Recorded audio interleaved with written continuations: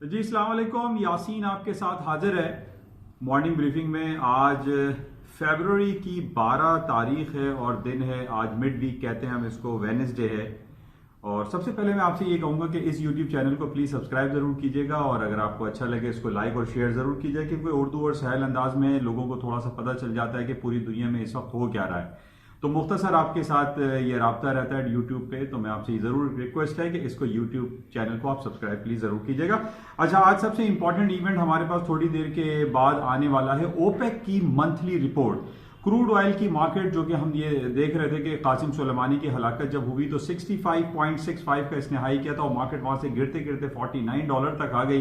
तकरीबन $15-16 वहां से मार्केट गिर चुकी है। लेकिन इस वक्त बड़ा इंपॉर्टेंट इवेंट हमारे पास आने वाला है, अनाउंसमेंट है पाकिस्तानी वक्त के मुताबिक 4 बजे 4 o'clock पे ओपेक की मंथली रिपोर्ट आएगी। उसकी बड़ी इंपॉर्टेंस होती है और उस पर मार्केट में काफी मूवमेंट आ सकती है। हम ये देख रहे हैं कि हमारे पास जो डिफरेंट रिपोर्ट्स आई है उसमें सऊदी अरब बहुत ज्यादा प्रेशराइज कर रहा है ओपेक को कि वो प्रोडक्शन कट की पॉलिसी को मेंटेन रखे या मजीद कट प्रोडक्शन को मजीद कट किया जाए ताकि मार्केट में ऑयल की या क्रूड ऑयल की प्राइसेस को ऊपर ले जाया जा सके। बहुत ज्यादा प्रेशर हमें सऊदी अरब की तरफ से लग रहा है, दिखाई दे रहा है। और उसकी दूसरी वजह यह है कि सऊदी अरब ने जब से अपनी नई जो कंपनी है उनकी सऊदी अरामको, उसको उन्होंने आईपीओ उसके इशू किए हैं। और हम ये देख रहे हैं कि जब से उन्होंने दिसंबर 2019 में आईपीओ इशू किए थे उसमें मार्केट को ऊपर जाने के बजाय हम ये देख रहे हैं कि मुस्तकिल गिरावट का शिकार है और 33 रियाल तक सऊदी अरामको के प्राइसेस आ चुके हैं। और उसकी वजह सिर्फ और सिर्फ यही है कि पूरी दुनिया में across the board crude oil की प्राइसेस डाउनफॉल का शिकार है। सऊदी अरब ये चाहता है कि ओपेक जो है वो प्रोडक्शन को कट करे ताकि प्राइस को बूस्ट किया जा सके, ऊपर लाया जा सके और उसके वाइस वर्सा जो है वो सऊदी अरामको की प्राइसेस भी ऊपर आ सकें। तो बहरहाल बड़ा इंपॉर्टेंट इवेंट है, अभी थोड़ी देर के बाद ये रिपोर्ट आने वाली है। और अर्ली मॉर्निंग हमने ये देखा था कि एपीआई की, अमेरिकन पेट्रोलियम इंटरनेशनल की रिपोर्ट आई थी, लेकिन वो रिपोर्ट अच्छी आई। उसमें यह था कि 4.1 से 6 मिलियन बैरल का इजाफा हुआ है। लेकिन हम ये देख रहे हैं कि उसके बाद तो मार्केट को नीचे आना चाहिए था, लेकिन मार्केट नीचे नहीं आ रही है। क्रूड ऑयल की मार्केट हायर साइड पे जा रही है, अभी भी 50.66 पे मार्केट ट्रेड हो रही है और एंक्शियसली वेट हो रहा है कि ओपेक में क्या रिजल्ट अनाउंस होगा। और उसके साथ ही लेट नाइट रात को 8:30 पे अमेरिका की इन्वेंट्री रिपोर्ट जो कि कमर्शियल रिपोर्ट होती है वो भी आती है, उसका भी मार्केट शिद्दत से इंतजार कर रही है। तो ये बात हो गई क्रूड ऑयल के हवाले से, बहुत इंपॉर्टेंट है।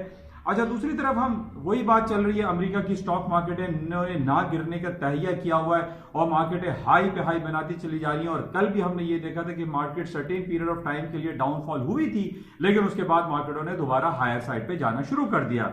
और उसके ऊपर हायर साइड पे जाने की जो वजह पिछले दिनों तो सारी कॉमन हो चुकी हैं, कोरोना वायरस भी डिसॉल्व हो चुका है या हो तो रहा है, लेकिन मार्केट में इसकी खबरें जो है वो इतनी ज्यादा इंपॉर्टेंस नहीं ले रही हैं। और उसमें यह कहा जाए, अभी जो ताजा तरीन मेरे पास रिपोर्ट आई है उसमें यह कहा जा रहा है कि अब कोरोना वायरस के जो केसेस सामने आ रहे हैं जिसमें बहुत ज्यादा शिद्दत दिखाई दे रही थी, उन शिद्दत में उसकी इंटेंसिटी में कमी वाक़ई हुई है, जिसकी वजह से ये पोटेंशियल आया है और स्टॉक मार्केटों में दोबारा ऊपर जाने की सलाहियत दोबारा से आ रही है।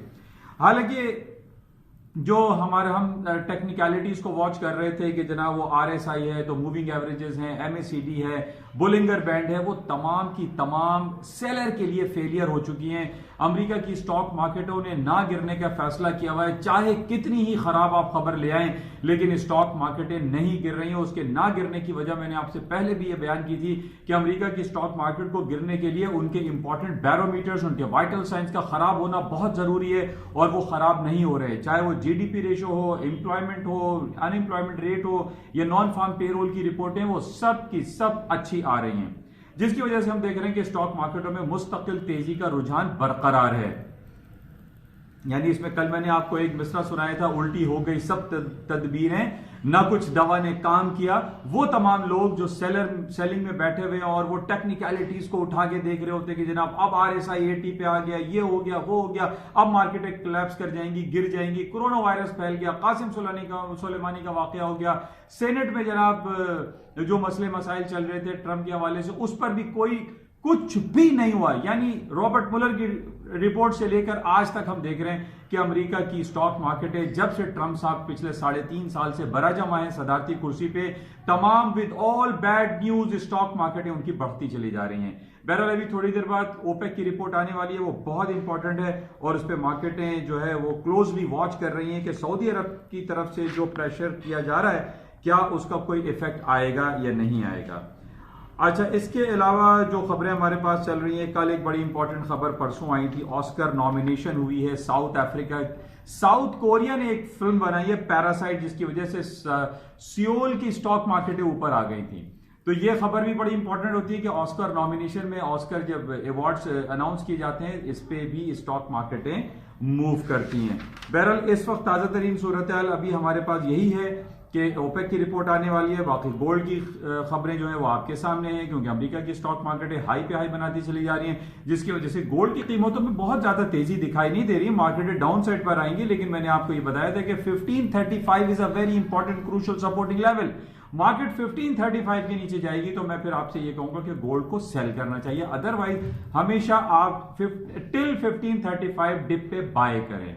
बहरहाल उसको मजीद देखेंगे। कुछ खबरें हमारे पास बड़ी इंपॉर्टेंट, अभी एक बजट आने वाला है बरतानिया का, और बरतानिया जो है इस वक्त हम ये समझते हैं कि वो सर्किल में है और उस पर बहुत ज्यादा लोग नजरें रखते हैं, क्योंकि बरतानिया 31 जनवरी को यूरोपियन यूनियन से 46 ईयर्स ऑफ मैरिज के बाद डिवोर्स उसको हो चुकी है और ग्रेजुअली वो आहिस्ता आहिस्ता अब बरतानिया यूरोपियन यूनियन से अलहदा होता चला जा रहा है और उसको 11 महीने का टाइम दिया है कि वो 31 दिसंबर 2020 तक अपने तमाम मामलात को सेटल डाउन कर ले, जिसकी वजह से अभी जो इनकी बरतानिया की जो एक बजट आने वाला है, जो ऑटोमन बजट कह रहे हैं, उसकी भी बड़ी इंपॉर्टेंस है। और कल भी मैंने आपसे कहा था कि स्टर्लिंग को बाय करना चाहिए और 2850 यानी 2850 के नीचे स्टॉप लगा के लेना चाहिए, और अभी कुछ सूरत हाल यही देख रहे हैं कि तकरीबन 120 पॉइंट मार्केट वहां से हायर साइड पे जा चुकी है।